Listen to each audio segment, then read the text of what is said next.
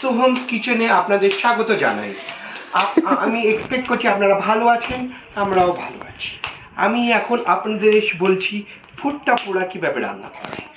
ঠিক আছে, দেখুন আগে আমরা গরম জল করলাম, ভুট্টাটাকে ডোবালাম, ভুট্টাটাকে ডুবিয়ে এখন ওই থেকে পোড়ার একটা ফ্লেভার দিতে হবে।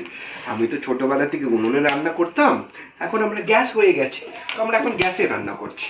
তো বন্ধুগণ, আমরা এখন গ্যাসে এইভাবে একটু একটু পোড়াবো, আর আপনাদের ফিল আসবে পিওর ফার্ম ভুট্টা ইন সোহমস কিচেন।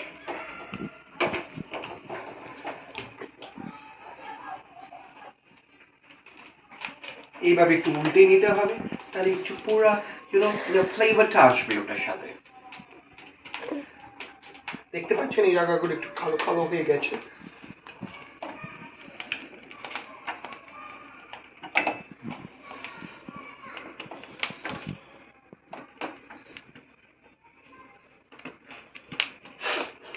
এবার চলো